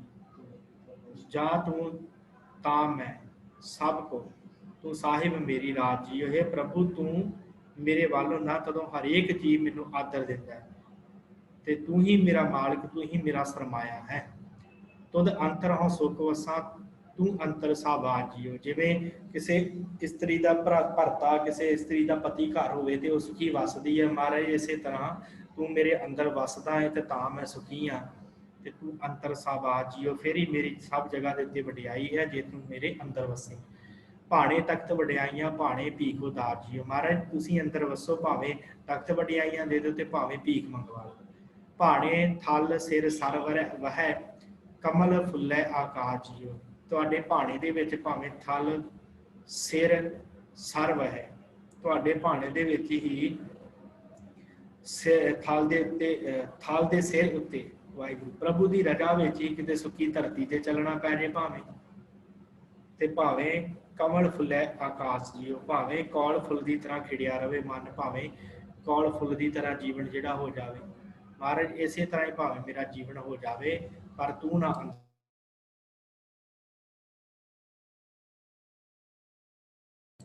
ਵਾਹਿਗੁਰੂ। ਸੋ ਉਸ ਤੋਂ ਅੱਗੇ ਮਹਾਰਾਜ ਨੇ ਬਖਸ਼ਿਸ਼ ਕੀਤੀ ਆ ਕਿ ਭਾਣੇ ਭੌਜਲ ਲੰਘੀ ਹੈ ਭਾਣੇ ਮੰਝ ਪਰਿਆਸ ਜੀਓ। ਮਹਾਰਾਜ ਤੁਹਾਡੇ ਭਾਣੇ ਦੇ ਵਿੱਚ ਇਹ ਸੰਸਾਰ ਸਮੁੰਦਰ ਲੰਘਿਆ ਜਾਣਾ, ਤੇ ਤੁਹਾਡੇ ਭਾਣੇ ਦੇ ਵਿੱਚ ਹੀ ਅਸੀਂ ਇਹਦੇ ਵਿੱਚ ਭਰੀ ਹੋਏ ਆ। ਭਾਵੇਂ ਸੋ ਸੌਰੰਗਲਾ ਸਿਫਤ ਰਤਾ ਗੁਣਤਾਰ ਜੀ, ਤੁਹਾਡੇ ਭਾਣੇ ਦੇ ਵਿੱਚ ਹੀ ਸਿਫਤਾਂ ਤੁਹਾਡੀਆਂ ਦਿਲ ਵਿੱਚ ਰਤੇ ਹੋਏ ਆ। ਭਾਣੇ ਸਹੁ ਪਿਹਾਵੜਾ ਹਉ ਆਵਣ ਜਾਣ ਮਿਆਸ ਜੀਓ, ਤੂੰ ਸਹੁ ਅਗਮ ਤੋਲਵਾ ਹਉ ਕਹਿ ਕਹਿ ਢਹਿ ਪਿਆਸ ਜੀਓ। ਹਉ ਮੰਗੋ ਕਿਆ ਕਹਿ ਸੁਣੀ ਮੈਂ ਦਰਸ਼ਨ ਭੂਖ ਪਿਆ ਜੀਓ, ਨਾਨਕ ਸਬਦੀ ਸੌ ਪਾਇਆ ਸੱਚ ਨਾਨਕੀ ਅਰਦਾਸ ਜੀਓ। ਸ਼ਬਦ ਦੇ ਨਾਲ ਪਤੀ ਪਰਮੇਸ਼ਰ ਨੂੰ ਪਾਲਿਆ ਤੇ ਜਿਹਦੇ ਨਾਲ ਸਾਰੀ ਪਿਆਸ ਪੁੱਛ ਗਈ, ਮੈਂ ਦਰਸ਼ਨ ਭੂਖ ਪਿਆਸ ਜੀ। ਉਹ ਪਿਆਸ ਜਿਹੜੀ ਹੈ ਅਰਦਾਸ ਦੇ ਨਾਲ ਮਿਟ ਗਈ। ਇਹ ਸੁਚੱਜੀ ਬਾਣੀ ਦਾ ਜੋ ਉਪਦੇਸ਼ ਹੈ, ਆਪ ਜੀ ਨੇ ਚੰਗੀ ਤਰ੍ਹਾਂ ਅਰਥ ਜਿਹੜੇ ਵਾਚ ਲੈਣੇ। ਉਸ ਤੋਂ ਅੱਗੇ ਗੁਣਵੰਤੀ ਸੂਹੀ ਮਹੱਲਾ ਪੰਜਵਾਂ, ਗੁਣਵੰਤੀ ਬਾਣੀ ਧੰਨ ਸ਼੍ਰੀ ਗੁਰੂ ਅਰਜਨ ਦੇਵ ਜੀ ਦੀ ਹੈ। ਇਹਦੇ ਵਿੱਚ ਮਹਾਰਾਜ ਸੱਚੇ ਪਾਤਸ਼ਾਹ ਨੇ ਗੁਣਵੰਤੀ ਦੇ ਗੁਣ ਦੱਸੇ, ਗੁਰਮੁਖ ਪਿਆਰੇ ਦੇ ਕਿ ਉਹਦੇ ਗੁਣ ਕੀ ਹੁੰਦੇ ਆ। ਉਹ ਹੁੰਦਾ ਹੈ ਜੋ ਦੀਸੈ ਗੁਰ ਸਿੱਖੜਾ ਤੇ ਸਿਨੇਵਲੇ ਵਿਲਾਗੋਂ ਪਾਏ ਜੀਓ, ਆਖਾਂ ਬਿਰਥਾ ਜੀ ਕੀ ਗੁਰ ਸੱਜਣ ਦੇ ਮਿਲਾਏ ਜੀਓ। ਭੱਜਦਾ ਰਹਿੰਦਾ ਕਿ ਮੈਨੂੰ ਗੁਰੂ ਸੱਜਣ ਪ੍ਰੀਤਮ ਪਿਆਰਾ ਮਿਲ ਜਾਵੇ, ਉਹ ਮਿਹਨਤ ਕਰਦਾ ਹੈ, ਭੱਜਦਾ ਹੈ ਕਿ ਗੁਰੂ ਦੇ ਪਿਆਰਿਆਂ ਦਾ ਮੈਨੂੰ ਸੰਗ ਮਿਲ ਜਾਵੇ। ਸੋਈ ਦਸ ਉਦੇਸੜਾ ਮੇਰਾ ਮਨ ਅਨੰਤ ਨਾ ਕਾਹੂ ਜਾਏ ਜੀ, ਕਿ ਮੈਨੂੰ ਕੋਈ ਉਪਦੇਸ਼ ਦੱਸੇ ਕਿ ਮੇਰਾ ਮਨ ਜਿਹੜਾ ਡੋਲੇ ਨਾ, ਅਡੋਲਤਾ ਟਿਕ ਜਾਵੇ। ਇਹੋ ਮਨ ਤੈ ਘੂਡੇ ਵਸਾਂ ਮੈਂ ਮਾਰਗ ਦੇਹ ਬਤਾਏ, ਜੇ ਮੈਂ ਤੈਨੂੰ ਇਹ ਮਨ ਦੇ ਦੇਵਾਂ ਮੈਨੂੰ ਮਾਰਗ ਪਰਮੇਸ਼ਰ ਵਾਲਾ ਬਤਾ ਦੇ, ਦੱਸ ਦੇ। ਹਉ ਆਇਆ ਦੂਰੋਂ ਚੱਲ ਕੇ ਮੈਂ ਤੱਕੀ ਤੋਂ ਸਰਨਾਏ ਜੀਓ, ਮੈਂ ਬੜੀ ਦੂਰੋਂ ਚੱਲ ਕੇ ਆਇਆ ਪਿਆਰਿਆ, ਗੁਰਮੁਖ ਪਿਆਰਿਆ, ਕਿਰਪਾ ਕਰਕੇ ਮੈਨੂੰ ਪਰਮੇਸ਼ਰ ਦਾ ਰਾਹ ਜਿਹੜਾ ਉਹ ਦੱਸ ਦੇ। ਮੈਂ ਆਸਾ ਰੱਖੀ ਚਿੱਤ ਮੈਂ ਮੇਰਾ ਸਭੋ ਦੁੱਖ ਗਵਾਏ, ਜੇ ਮੈਂ ਬੜੀ ਆਸ ਰੱਖ ਕੇ ਆਇਆ ਤੇ ਮੇਰੇ ਸਾਰੇ ਦੁੱਖ ਗਵਾ ਦੇ, ਖਤਮ ਕਰ ਦੇ। ਇਹ ਤੋਂ ਮਾਰਗ ਚੱਲੇ ਭਾਈੜੇ ਗੁਰ ਕਹੇ ਸੁਕਾਰ ਕਮਾਏ ਜੀਓ। ਅੱਗੋਂ ਗੁਰਮੁਖ ਪਿਆਰਾ ਕਹਿੰਦਾ ਕਿ ਇਹ ਜਿਹੜਾ ਮਾਰਗ ਹੈ ਨਾ ਗੁਰੂ ਵਾਲਾ, ਇਹਦੇ ਉੱਤੇ ਚੱਲ ਤੇ ਕਾਰ ਕਮਾ, ਤੇਰਾ ਜੀਵਨ ਗੁਣਵੰਤਾ ਹੋਵੇ। ਤਿਆਗੇ ਮਨ ਕੀ ਮਤੜੀ ਵਿਸਾਰੇ ਦੂਜਾ ਭਾਏ ਭਾਉ ਜੀਓ, ਆਪਣੇ ਮਨ ਦੀ ਮੱਤ ਤਿਆਗ ਦੇ ਤੇ ਦੂਜਾ ਭਾਉ ਵਿਸਾਰ ਦੇ ਮਾਇਆ ਵਾਲਾ। ਕਿਉਂ ਪਾਵੇ ਹਰ ਦਾ ਸਾਵੜਾ ਨਾ ਲੱਗੇ ਤੱਤੀ ਵਾਏ ਜੀਓ। ਇਸ ਤਰ੍ਹਾਂ ਤੂੰ ਹਰੀ ਦਾ ਦਰ ਪਾਵਲੇਗਾ, ਹਰੀ ਦਾ ਦਰਸ਼ਨ ਪਾਲੇਗਾ, ਨਾ ਲੱਗੇ ਤੱਤੀ ਵਾਏ ਵਾਉ ਜੀਓ, ਤੈਨੂੰ ਤੱਤੀ ਵਾਹ ਨਹੀਂ ਲੱਗਣ ਦੇਵੇਗਾ ਪਰਮੇਸ਼ਰ। ਹਾਂ ਆਪ ਬੋਲ ਨਾ ਜਾਣਦਾ ਮੈਂ ਕਹਿਆ ਸਭ ਹੁਕਮਾਉ ਜੀ, ਸਾਰਾ ਹੀ ਕਹਿ ਕੇ ਫਿਰ ਕਹਿ ਦਿੱਤਾ ਮੈਂ ਆਪਣਾ ਬੋਲ ਨਹੀਂ ਜਾਣਦਾ, ਇਹ ਸਾਰਾ ਪਰਮੇਸ਼ਰ ਦਾ ਹੁਕਮ ਹੈ, ਉਸ ਹੁਕਮ ਦੇ ਵਿੱਚ ਰਾਜੀ ਰਹਿਣਾ ਗਾ। ਹਰ ਭਗਤ ਖਜ਼ਾਨਾ ਬਖਸ਼ਿਆ ਗੁਰੂ ਨਾਨਕ ਕੀ ਆਪਸਾਓ ਜੀਓ। ਹਰੀ ਭਗਤ ਜੋ ਹਰੀ ਦੀ ਭਗਤੀ ਦਾ ਖਜ਼ਾਨਾ ਜਿਹੜਾ ਹੈ ਨਾ ਗੁਰੂ ਦੁਆਰਾ ਪ੍ਰਾਪਤ ਹੁੰਦਾ ਹੈ, ਨਾਨਕ ਕੀ ਆਪਸਾਓ ਜੀਓ। ਨਾਨਕ ਨੇ ਵੱਡੇ ਗੁਰੂ ਸਤਿਗੁਰਾਂ ਨੇ ਬਖਸ਼ਿਸ਼ ਕੀਤੀ ਹੈ ਤੇ ਇਹ ਭਗਤੀ ਦਾ ਖਜ਼ਾਨਾ ਪ੍ਰਾਪਤ ਹੋਇਆ। ਮੈਂ ਬੌੜ ਨਾ ਤ੍ਰਿਸ਼ਨਾ ਭੁਖੜੀ ਹਰ ਜਾ ਤ੍ਰਿਪਤ ਤੱਕ ਆਏ ਜੀਓ। ਤੇ ਜਦੋਂ ਇਹ ਭਗਤੀ ਦਾ ਖਜ਼ਾਨਾ ਸਤਿਗੁਰਾਂ ਨੇ ਬਖਸ਼ਿਸ਼ ਕੀਤਾ, ਭਗਤੀ ਕੀਤੀ, ਫਿਰ ਬੌੜ ਨਾ ਤ੍ਰਿਸ਼ਨਾ ਭੁਖੜੀ, ਫਿਰ ਭੁੱਖ ਨਹੀਂ ਲੱਗੀ ਕਿਸੇ ਤਰ੍ਹਾਂ ਦੀ, ਭੁੱਖਾਂ ਮਿਟ ਗਈਆਂ। ਔਰ ਜਾ ਤ੍ਰਿਪਤ ਤੱਕ ਆਏ ਜੀਓ, ਜੋ ਗੁਰ ਦੀਸੈ ਸਿੱਖੜਾ ਤਿਸ ਨਿਵਲੇ ਵਿਲਾਗੋਂ ਪਾਏ ਜੀਓ। ਜਿਹੜਾ ਵੀ ਗੁਰੂ ਦਾ ਸਿੱਖ ਪਿਆਰਾ ਮਿਲਦਾ ਉਹਦੇ ਨਿਵ ਕੇ ਉਹਦੇ ਚਰਨਾਂ ਦੇ ਉੱਤੇ ਮੱਥਾ ਟੇਕਣਾ ਕਰ, ਉਹਨੂੰ ਨਮਸਕਾਰਾਂ ਕਰ। ਸੋ ਇਹ ਗੁਣਵੰਤੀ ਬਾਣੀ ਧੰਨ ਸ਼੍ਰੀ ਗੁਰੂ ਗ੍ਰੰਥ ਸਾਹਿਬ ਜੀ ਦੇ ਅੰਦਰ ਦਰਜ ਹੈ, ਗੁਰੂ ਅਰਜਨ ਦੇਵ ਜੀ ਦੀ। ਸੋ ਇਹ 3 ਸਰਲੇਖ ਸਨ ਜਿਨ੍ਹਾਂ ਦੇ ਵਿੱਚ ਵੱਖ-ਵੱਖ ਉਪਦੇਸ਼ ਸਤਿਗੁਰਾਂ ਨੇ ਬਖਸ਼ਿਸ਼ ਕੀਤੇ ਆ, ਜੋ ਮਹਾਰਾਜ ਸੱਚੇ ਪਾਤਸ਼ਾਹ ਨੇ ਸੂਹੀ ਰਾਗ ਦੇ ਅੰਦਰ ਦਰਜ ਕੀਤੇ ਆ। ਸੋ ਸਾਧ ਸੰਗਤ ਅਗਲੀ ਜਿਹੜੀ ਬਾਣੀ ਹੈ ਉਹ ਹੈ ਵਣਜਾਰਾ। ਵਣਜਾਰਾ ਬਾਣੀ ਜਿਹੜੀ ਹੈ ਉਹ ਸਤਿਗੁਰਾਂ ਨੇ ਉਪਦੇਸ਼ ਦਿੱਤਾ ਹੈ ਕਿ ਭਾਈ ਜੀਵ ਤੂੰ ਵਣਜਾਰਾ ਹੈ, ਸੰਸਾਰ ਦੇ ਉੱਤੇ ਤੂੰ ਆਇਆ ਹੈ ਵਣਜ ਵਪਾਰ ਕਰਨ ਵਾਸਤੇ, ਨਾਮ ਦਾ ਵਪਾਰ ਕਰਨ ਵਾਸਤੇ। ਪਰ ਜੇ ਇੱਥੇ ਆ ਕੇ ਤੂੰ ਵਸਤੂਆਂ ਦੇ ਨਾਲ ਸੰਸਾਰ ਦੇ ਨਾਲ ਚਿੱਤ ਲਾ ਲਿਆ ਤੇ ਫਿਰ ਤੂੰ ਕਾਹਦਾ ਵਣਜਾਰਾ ਹੋਇਆ? ਫਿਰ ਤੇ ਤੂੰ ਵਣਜਾਰਾ ਨਹੀਂ ਹੋਇਆ, ਸਗੋਂ ਜਿਹੜੀ ਪੂੰਜੀ ਲੈ ਕੇ ਆਇਆ ਸੀ ਸਵਾਸਾਂ ਰੂਪੀ ਪੂੰਜੀ, ਉਹ ਵੀ ਖਰਚ ਕੇ ਚਲਾ ਗਿਆ ਤੇ ਤੇਰੇ ਪੱਲੇ ਵੀ ਕੱਖ ਨਹੀਂ ਪਿਆ। ਇਹ ਮਹਾਰਾਜ ਨੇ ਉਪਦੇਸ਼ ਦੇ ਵਿੱਚ ਦਿੱਤਾ। ਤੇ ਵਣਜਾਰਾ ਹੁੰਦਾ ਹੈ ਜਿਹੜਾ ਵਸਤੂਆਂ ਨੂੰ ਇੱਕ ਜਗ੍ਹਾ ਦੇ ਉੱਤੋਂ ਦੂਸਰੀ ਜਗ੍ਹਾ ਲਿਜਾ ਕੇ ਵੇਚੇ, ਜਿਹਨੂੰ ਵਪਾਰੀ ਕਹਿੰਦੇ ਆ। ਵਪਾਰੀ ਹੁੰਦਾ ਨਾ, ਇੱਕ ਜਗ੍ਹਾ ਤੋਂ ਕੁਛ ਖਰੀਦ ਲਿਆ ਉਹਨੂੰ ਦੂਸਰੀ ਜਗ੍ਹਾ ਤੇ ਵੇਚ ਕੇ ਉੱਥੋਂ ਕੁਝ ਹੋਰ ਖਰੀਦ ਲਿਆਂਦਾ ਤੇ ਉਹਨੂੰ ਵਣਜਾਰਾ ਕਿਹਾ ਜਾਂਦਾ ਸੀ, ਜਿਹਨੂੰ ਵਪਾਰੀ ਆਪਾਂ ਕਹਿੰਦੇ ਕਿ ਵਪਾਰੀ ਇੱਕ ਜਗ੍ਹਾ ਤੋਂ ਚੀਜ਼ ਖਰੀਦ ਕੇ ਉਹਨੂੰ ਦੂਸਰੀ ਜਗ੍ਹਾ ਤੇ ਮਹਿੰਗੇ ਭਾਅ ਤੇ ਵੇਚ ਕੇ ਉੱਥੋਂ ਫਿਰ ਉਸੇ ਮੁੱਲ ਦੀ ਹੋਰ ਚੀਜ਼ ਲਿਆ ਕੇ ਆਪਣੇ ਜਿੱਥੋਂ ਆਇਆ ਹੁੰਦਾ ਤੇ ਉੱਥੇ ਉਹਨੂੰ ਮਹਿੰਗੇ ਭਾਅ ਵੇਚਦਾ। ਇਸ ਤਰ੍ਹਾਂ ਵਣਜਾਰੇ ਦਾ ਅਰਥ ਹੈ। ਸੋ ਜਿਹੜੀ ਬਾਣੀ ਸਤਿਗੁਰਾਂ ਨੇ ਧੰਨ ਗੁਰੂ ਰਾਮਦਾਸ ਜੀ ਦੀ ਇਹ ਬਾਣੀ ਹੈ ਵਣਜਾਰਾ। ਸ੍ਰੀ ਗੁਰੂ ਗ੍ਰੰਥ ਸਾਹਿਬ ਜੀ ਦੇ ਜੋ ਹੈ 81 ਅੰਗ ਦੇ ਉੱਪਰ ਸੂਹੀ ਰਾਗ ਦੇ ਵਿੱਚ ਇਹ ਬਾਣੀ ਪਾਵਨ ਬਾਣੀ ਦਰਜ ਹੈ। ਸ੍ਰੀ ਗੁਰੂ ਗ੍ਰੰਥ ਸਾਹਿਬ ਜੀ ਦੇ ਅੰਦਰ ਵਣਜਾਰਾ ਸਿਰਲੇਖ ਹੈ ਇਹਦਾ। ਤੇ ਇਹਦੇ ਵਿੱਚ ਮਹਾਰਾਜ ਸੱਚੇ ਪਾਤਸ਼ਾਹ ਨੇ ਇਹੀ ਉਪਦੇਸ਼ ਦਿੱਤਾ ਕਿ ਭਾਈ ਕਿਉਂ ਤੂੰ ਆਪਣੇ ਜੀਵਨ ਦੇ ਵਿੱਚ ਹੋਰ ਪਾਸੇ ਭੱਜਾ ਕਰਦਾ। ਮਹੱਲਾ ਚੌਥਾ, ਚੌਥੇ ਪਾਤਸ਼ਾਹ ਦੀ ਇਹ ਪਾਵਨ ਬਾਣੀ। 6 ਬੰਦ ਹਨ ਇਸ ਪਾਵਨ ਬਾਣੀ ਦੇ ਤੇ 2 ਬੰਦ, ਇੱਕ ਬੰਦ ਜੋ ਆਪ ਜੀ ਦੇਖ ਰਹੇ ਹੋ ਤੇ ਇਹਦੇ ਅਖੀਰ ਤੇ ਰਹਾਓ। ਇਹ ਜਿਹੜੇ 6 ਬੰਦ ਹਨ, 6 ਬੰਦਾਂ ਦੇ ਅਖੀਰ ਦੇ ਉੱਤੇ ਰਹਾਓ ਮਹਾਰਾਜ ਨੇ ਦਿੱਤਾ ਤੇ ਜਿਹਦੇ ਵਿੱਚ ਲਿਖਿਆ ਵਣਜਾਰਿਆ ਮਿੱਤਰਾ, ਕਿ ਵਣਜਾਰਿਆ ਮਿੱਤਰਾ ਤੂੰ ਇਸ ਤਰ੍ਹਾਂ ਕਰ ਤੇਰਾ ਭਲਾ ਹੋਵੇ। ਕੀ ਸਤਿਗੁਰਾਂ ਨੇ ਉਪਦੇਸ਼ ਦਿੱਤਾ ਹੈ। ਸ੍ਰੀ ਰਾਗ ਮਹੱਲਾ ਚੌਥਾ ਵਣਜਾਰਾ। ਇੱਕ ਓੰਕਾਰ ਸਤਨਾਮ ਗੁਰ ਪ੍ਰਸਾਦ। ਇਹ ਮੂਲ ਜਿਹੜਾ ਮੰਤਰ ਤੁਸੀਂ ਆਪ ਜੀ ਦੇਖ ਰਹੇ ਹੋ ਜੋ ਮੰਗਲ ਕੀਤਾ ਹੈ, ਇਹ ਇੱਕ ਓੰਕਾਰ ਸਤਨਾਮ ਗੁਰ ਪ੍ਰਸਾਦ ਕਰਕੇ ਇਸ ਤਰ੍ਹਾਂ ਕਈ ਜਗ੍ਹਾ ਦੇ ਉੱਤੇ ਆਇਆ ਹੈ। ਇਹ ਜ਼ਿਆਦਾਤਰ ਘੱਟ ਹੀ ਗੁਰੂ ਗ੍ਰੰਥ ਸਾਹਿਬ ਦੇ ਵਿੱਚ ਹੈ ਤੇ ਇਸ ਜਗ੍ਹਾ ਦੇ ਉੱਤੇ ਮਹਾਰਾਜ ਨੇ ਦਰਜ ਕੀਤਾ ਹੈ। ਹਰ ਹਰ ਨਾਮ ਉੱਤਮ ਹੈ ਜਿਨ ਸਿਰਿਆ ਸਭ ਕੋਈ ਜੀ। ਹਰੀ ਦਾ ਨਾਮ ਉੱਤਮ ਹੈ ਜਿਹਨੇ ਸਾਰਾ ਕੁਝ ਬਣਾਇਆ ਹੈ। ਹਰ ਜੀ ਸਭੇ ਪ੍ਰਤਿਪਾਲਦਾ ਘਟ ਘਟ ਰਮਈਆ ਸੋਏ। ਹਰ ਜੀ ਸਾਰਿਆਂ ਨੂੰ ਪ੍ਰਤਿਪਾਲਦਾ ਹੈ। ਪਰਮੇਸ਼ਵਰ ਸਾਰਿਆਂ ਜੀਆਂ ਦੀ ਪ੍ਰਤਿਪਾਲਨਾ ਕਰਦਾ ਹੈ। ਘਟ ਘਟ ਰਮਈਆ ਸੋਏ ਜੀ, ਉਹ ਸਾਰਿਆਂ ਦੇ ਅੰਦਰ ਆਪ ਹੀ ਵਸ ਰਿਹਾ ਹੈ। ਜੋ ਹਰ ਸਦਾ ਧਿਆਈ ਹੈ ਸੋ ਹਰ ਸਦਾ ਧਿਆਈ ਹੈ, ਤਿਸ ਬਿਨ ਅਵਰ ਨਾ ਕੋਈ ਜੀ। ਉਸ ਹਰੀ ਨੂੰ ਸਦਾ ਧਿਆਉਣਾ ਕਰੋ, ਉਹਦੇ ਤੋਂ ਬਿਨਾਂ ਹੋਰ ਕੋਈ ਨਹੀਂ ਇਸ ਸੰਸਾਰ ਦੇ ਉੱਤੇ। ਜੋ ਮੋਹ ਮਾਇਆ ਚਿੱਤ ਲਾਇੰਦੇ ਸੇ ਛੋੜ ਚੱਲੇ ਦੁੱਖ ਰੋਏ ਜੀ। ਜਿਹੜੇ ਮੋਹ ਮਾਇਆ ਦੇ ਵਿੱਚ ਵਸੇ ਆ, ਚਿੱਤ ਲਾਉਂਦੇ ਆ, ਸੇ ਛੋੜ ਚੱਲੇ ਦੁੱਖ ਰੋਏ ਜੀ, ਉਹ ਦੁੱਖਾਂ ਦੇ ਵਿੱਚ ਹੋ ਕੇ ਇੱਥੋਂ ਛੱਡ ਜਾਂਦੇ ਸੰਸਾਰ ਨੂੰ। ਜਾਂ ਨਾਨਕ ਨਾਮ ਤੇ ਆਇਆ ਹਰ ਅੰਤ ਸਿਖਾਈ ਹੋਏ। ਮਹਾਰਾਜ ਕਹਿੰਦੇ ਅੰਤ ਸਿਖਾਈ ਨਾਮ ਨਹੀਂ ਹੋਣਾ ਹੈ। ਜਿਨ੍ਹਾਂ ਨੇ ਨਾਮ ਤੇ ਆਏ ਉਹ ਅੰਤ ਸਿਖਾਈ, ਉਹ ਸੁਖੀ ਹੋ ਕੇ ਸੰਸਾਰ ਤੋਂ ਗਏ। ਮੈਂ ਹਰ ਬਿਨ ਅਵਰ ਨਾ ਕੋਏ, ਹਰ ਗੁਰ ਸਰਨਾਈ ਪਾਈਏ ਵਣਜਾਰਿਆ ਮਿੱਤਰਾ ਵਡਭਾਗ ਪ੍ਰਾਪਤ ਹੋਏ। ਹਰੀ ਜਿਹੜਾ ਹੈ ਗੁਰੂ ਦੀ ਸ਼ਰਨ ਵਿੱਚ ਪਿਆ ਪ੍ਰਾਪਤ ਹੁੰਦਾ ਹੈ। ਵਣਜਾਰਿਆ ਮਿੱਤਰਾ ਗੱਲ ਸੁਣ ਲੈ ਭਾਈ ਵਣਜਾਰਿਆ ਜੀਵਾ, ਤੂੰ ਇੱਥੇ ਸਵਾਸ ਲੈ ਕੇ ਆਇਆ ਹੈ ਤੇ ਉਹ ਜਿਹੜਾ ਹਰੀ ਨਾ ਗੁਰੂ ਦੀ ਸ਼ਰਨ 'ਚ ਪਿਆ ਪ੍ਰਾਪਤ ਹੁੰਦਾ ਹੈ। ਵੱਡਿਆਂ ਭਾਗਾਂ ਦੇ ਨਾਲ ਪ੍ਰਾਪਤ ਹੁੰਦੀ ਗੁਰੂ ਦੀ ਸ਼ਰਨ। ਰਹਾਓ ਸਤਿਗੁਰਾਂ ਨੇ ਵਿਸ਼ਰਾਮ ਦੇ ਕੇ ਇੱਥੇ ਬਖਸ਼ਿਸ਼ ਕੀਤੀ ਹੈ। ਸੋ ਇਹ ਵਣਜਾਰਾ ਬਾਣੀ ਸ੍ਰੀ ਗੁਰੂ ਗ੍ਰੰਥ ਸਾਹਿਬ ਦੇ 81 ਅੰਗ ਦੇ ਉੱਤੇ ਸਤਿਗੁਰਾਂ ਨੇ ਦਰਜ ਕੀਤੀ ਹੈ। ਅਗਲੀ ਬਾਣੀ ਜਿਹੜੀ ਹੈ ਸਾਧ ਸੰਗਤ ਉਹ ਹੈ ਕਰਹਲੇ ਬਾਣੀ। ਹੈ 5 ਮਿੰਟ ਦੀ ਕਰਹਲੇ ਬਾਣੀ ਸਤਿਗੁਰਾਂ ਨੇ ਬਖਸ਼ਿਸ਼ ਕੀਤੀ ਹੈ। ਜੋ ਧੰਨ ਸ੍ਰੀ ਗੁਰੂ ਗ੍ਰੰਥ ਸਾਹਿਬ ਜੀ ਦੇ ਅੰਦਰ ਪਾਵਨ ਬਾਣੀ ਦਰਜ ਹੈ। ਕਰਹਲੇ ਬਾਣੀ ਸ੍ਰੀ ਗੁਰੂ ਰਾਮਦਾਸ ਜੀ ਚੌਥੇ ਪਾਤਸ਼ਾਹ ਜੀ ਦੀ ਪਾਵਨ ਬਾਣੀ ਹੈ। 334 ਅੰਗ ਦੇ ਉੱਤੇ ਦਰਜ ਹੈ। ਸਾਧ ਸੰਗਤ ਕਰਹਲੇ ਦਾ ਅਰਥ ਹੁੰਦਾ ਹੈ ਊਠ। ਕੁਝ ਨੇ ਊਠ ਦਾ ਬੱਚਾ ਵੀ ਕੀਤੇ ਹਨ ਅਰਥ, ਕਿ ਊਠ ਦੇ ਬੱਚੇ ਨੂੰ ਕਰਹਲਾ ਕਿਹਾ ਜਾਂਦਾ ਹੈ। ਤੇ ਇਹ ਨਾ ਜਿਹੜੇ ਕਰਹਲੇ ਹੁੰਦੇ ਸੀ, ਇੱਕ ਗੀਤ ਹੁੰਦਾ ਸੀ ਕਰਹਲੇ। ਇਹ ਕੀ ਆ ਕਿ ਜਿਹੜੇ ਊਠਾਂ ਵਾਲੇ ਹੁੰਦੇ ਸਨ ਉਹ ਇੱਕ ਲੰਬੀ ਕਤਾਰ ਦੇ ਵਿੱਚ ਊਠ ਚਲਾਉਂਦੇ ਸਨ, ਲੰਬੀ ਕਤਾਰ ਦੇ ਵਿੱਚ। ਤੇ ਸਭ ਤੋਂ ਪਹਿਲੇ ਊਠ ਤੇ ਬੈਠਾ ਜਿਹੜਾ ਸੀ ਉਹ ਇੱਕ ਗਾਣਾ ਗੁਣਗੁਣਾਉਂਦਾ ਸੀ, ਉੱਚੀ ਸਾਰੀ ਬੋਲਦਾ ਸੀ। ਉਸ ਤੋਂ ਬਾਅਦ ਜਿਹੜਾ ਪਿਛਲਿਆਂ ਊਠਾਂ ਦੇ ਵਿੱਚ ਵਿਚਕਾਰ ਬੈਠਾ ਹੁੰਦਾ ਸੀ ਉਹ ਉਹਨੂੰ ਪੂਰਾ ਕਰਦਾ ਸੀ ਗਾਣੇ ਨੂੰ। ਫਿਰ ਉਸ ਤੋਂ ਬਾਅਦ ਜਿਹੜਾ ਅਖੀਰਲਾ ਹੁੰਦਾ ਸੀ ਉਹ ਉਸ ਤੁਕ ਨੂੰ ਪੂਰਾ ਕਰਕੇ ਤੇ ਸਮਾਪਤ ਕਰਦਾ ਸੀ, ਖਤਮ ਕਰਦਾ ਸੀ। ਇਸੇ ਤਰ੍ਹਾਂ ਇਹ ਚੱਲਦੇ ਜਾਂਦੇ ਸੀ। ਰਾਜਸਥਾਨ ਦੇ ਵਿੱਚ ਜ਼ਿਆਦਾਤਰ, ਜਿੱਥੇ ਰਾਜਸਥਾਨ ਹਰ ਪਾਸੇ ਸੀ, ਉੱਥੇ ਊਠ ਜਿਹੜੇ ਸੀ ਲੈਂਡ ਵਿੱਚ ਚਲਾਉਂਦੇ ਸੀ ਤੇ ਨਾਲ ਨਾਲ ਇਹ ਪੜ੍ਹਦੇ ਜਾਂਦੇ ਹੁੰਦੇ ਸਨ ਉੱਚੀ ਉੱਚੀ ਹੇਕਾਂ ਲਾ ਕੇ।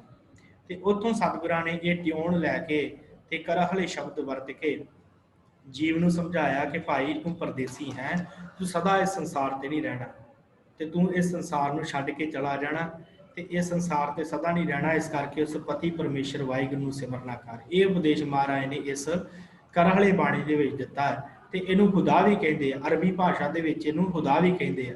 ਤੇ ਮਹਾਰਾਜ ਦੇ 2 ਸ਼ਬਦ ਹਨ ਕਰਹਲੇ ਬਾਣੀ ਦੇ ਅਧੀਨ, 10 ਬੰਦ ਹਨ ਇਹਨਾਂ 2 ਸ਼ਬਦਾਂ ਦੇ, ਸ੍ਰੀ ਗੁਰੂ ਰਾਮਦਾਸ ਜੀ ਦੇ। तो आप थोड़ा जहा विचार के फिर आप समाप्ति करिए। करहले बाणी, हाँ जी, आप जी की स्क्रीन उपर है करहले बाणी। 234 अंग के उपर सुभायमान है यह बाणी करहले। सतगुरां ने गौड़ी पूर्वी है, राग गौड़ी पूर्वी महला चौथा करहले सरलेख है। एक ओंकार सतगुर प्रसाद एक अद्वितीय परमेश्वर वाहिगुरु गुरु की कृपा नाल जो प्राप्त होंदा है। कर हले मन परदेसिया क्यों मिलिए हर माए। ये मना परदेसिया तू परदेसी है तो तू चला जाना है तो किवें परमेश्वर ਨੂੰ प्राप्त करेगा। मेरी माए माए भाव है गुरु जी ਅਸੀਂ ਉਸ ਪਰਮੇਸ਼ਰ ਨੂੰ ਕਿਵੇਂ ਪ੍ਰਾਪਤ ਕਰੀਏ। ਅਸੀਂ ਤੇ ਪਰਦੇਸ ਵਿੱਚ ਰਹਿਣ ਵਾਲੇ ਹਾਂ। ਸਾਡਾ ਜਿਹੜਾ ਮਨ ਉਹ ਟਿਕਦਾ ਹੀ ਨਹੀਂ ਇੱਕ ਜਗ੍ਹਾ ਦੇ ਉੱਤੇ। ਕਰ ਹਲੇ ਮਨ परदेसिया हे कर हले हे ऊठ ते बच्चे वांग टकूसियां मारन वाले मना परदेसिया क्यों मिलिए हर राय। किवें परमेश्वर नूं मिलेगा इन्ना भजदा है। गुर भाग पूरे पाया गल मिलिया प्यारा आए। ਵੱਡੇ ਭਾਗਾਂ ਦੇ ਨਾਲ ਗੁਰ ਭਾਗ ਪੂਰੇ ਪੂਰੇ ਭਾਗਾਂ ਦੇ ਨਾਲ ਗੁਰੂ ਪਾਇਆ ਗਰ ਮਿਲਿਆ ਪਿਆਰਾ ਪਿਆਰਾ ਆਏ। ਫਿਰ ਗਲੇ ਆ ਕੇ ਪਰਮੇਸ਼ਰ ਵਾਹਿਗੁਰੂ ਮਿਲ ਪਿਆ। ਮਨ ਕਰ ਹਲਾ ਸਤਿਗੁਰੂ ਪੁਰਖ ਧਿਆਏ। हे मेरे मना कर हला तू क्यों भजदा है आसे पासे क्यों टकूसियां मारदा क्यों भजदा है ऊठ दे वांगू। मन कर हला सतगुरु पुरख ध्याए। उस सतगुरु वाहिगुरु पुरख नूं गुरु नूं ध्याउणा कर रहाओ। मन कर हला विचारिया हर राम नाम ते आए। मन कर हला हे मना चंचला हे मना भजन वालिया ऊठ वांग भजन वालिया विचार। मन कर हला विचारिया विचार कर अपने मन दे विच हर राम नाम ते आए। हरि नूं ध्याउणा कर राम नूं परमेश्वर नूं। जिथे लेखा मंगीए हर आपे लै छड़ाए। फिर जिथे तेरा लेखा मंगिया जाएगा उत्थे तेनों हरि वाहिगुरू छड़ा लवेगा। उत्थे तेरी गति परमेश्वर कर देगा। सो इस तरह सतगुरां ने इस कर हले बाणी दे विच बख्शिश की है। 10-10 बंदा के 2 शब्द सतगुरु गुरु रामदास जी ने गौड़ी पूर्वी के अंदर ही लिखे है। आप जी ने इन्हों वाच लाना 234 अंग के उपर सुभाईमान हैं। सो साध संगत इत्थे ही आपां समाप्ति करते हैं। अगे जिहड़ियां बाणियां रह गईयां हन उन्हां दे बारे आपां विचार करनू करांगे। जिवें अंजुलियां बाणी है बिरहड़े बाणी है दखना है फिर गाथा पुनहे चौबोले सहसकृति सोठा ये रह गए हैं। इन्हां दे बारे आपां कल नूं विचार करांगे। तो इस तरह आप जी ने जुड़ते रहना तो शाम की क्लास में भी जुड़ना। इस तरह ही आप सब संगत का बहुत बहुत धन्यवाद। जे आप जी ने कुछ पूछना है ਜਾਂ कुछ ऐड करवाना है कुछ दसना है तो दस दो। उस तो बाद आप समाप्ति करिए। हाँ जी भाई